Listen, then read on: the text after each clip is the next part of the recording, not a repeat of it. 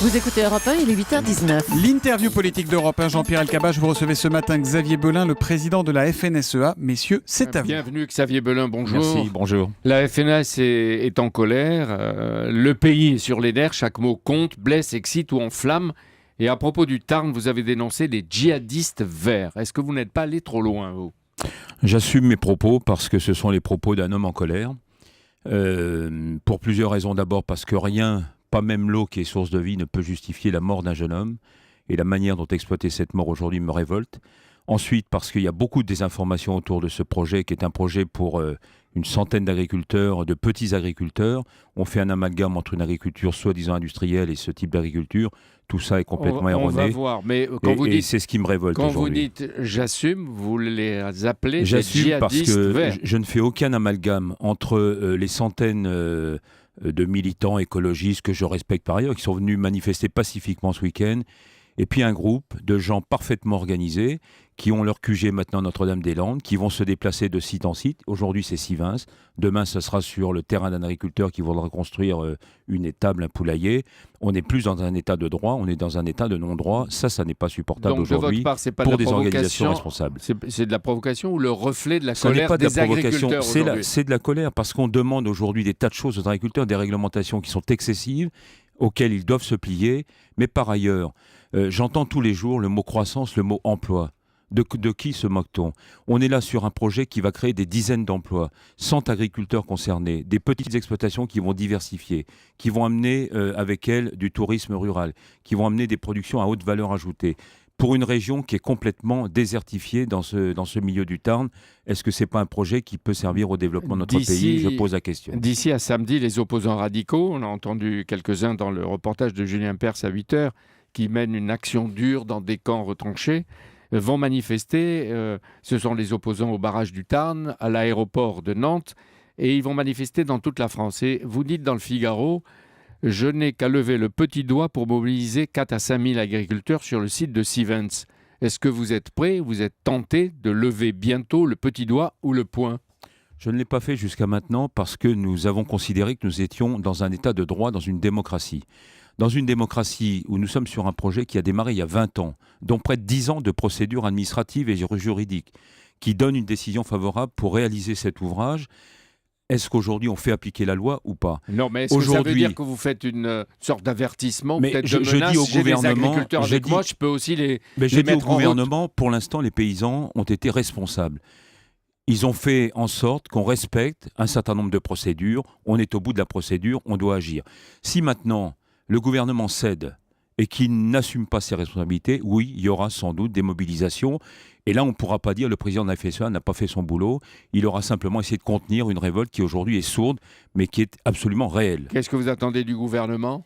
J'attends qu'il prenne la bonne décision, c'est-à-dire qu'il enclenche et qu'il continue ce projet qui a été démarré il y a à peu près un mois. Il n'est pas normal aujourd'hui qu'une dizaine ou quelques dizaines d'individus se mobilisent autour de ce projet pour empêcher quoi que ce soit. Vous lui demandez au gouvernement de la fermeté.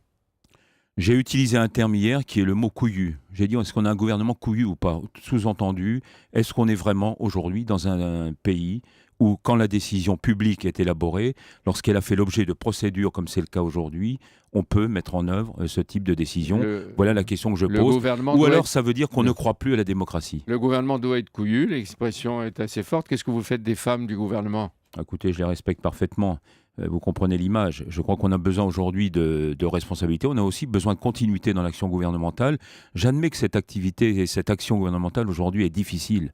Nous connaissons des temps difficiles, beaucoup de chômage, beaucoup de difficultés à régler, mais en même temps, si un certain nombre d'acteurs économiques, en particulier, proposent des projets sérieux, qui prennent en compte l'environnement, qui, encore une fois, respectent un certain nombre de règles, pourquoi aujourd'hui se plier devant un groupuscule qui est en train d'empêcher quoi que ce soit ? Mais le coprésident des Verts à l'Assemblée, François de Rugy, veut, lui, l'arrêt du barrage. Et il a dit « Une suspension mènera à l'abandon tôt ou tard. Vous voyez. Donc il est dans le processus d'abandon. Si nous allons à l'abandon, ça veut dire que tout projet, il y a des centaines d'agriculteurs aujourd'hui qui attendent ce type de projet. On n'est pas sur des barrages en pierre et cabache avec des murs Non, de mais béton, etc. vous voulez donc que ce projet soit construit, qu'on Bien trouve sûr.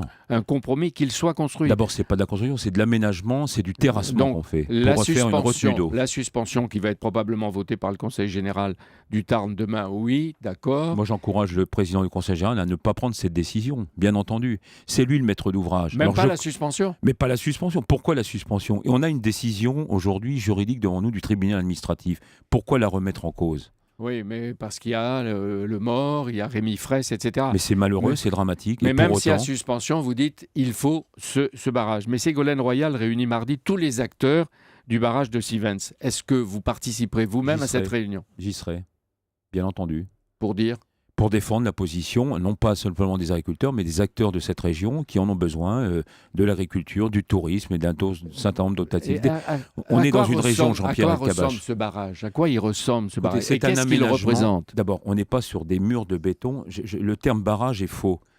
C'est de la désinformation. On est sur un aménagement d'un terrain naturel pour en faire une retenue qui va permettre de stocker de l'eau en période hivernale et permettre d'en disposer en période estivale. C'est ça le sujet.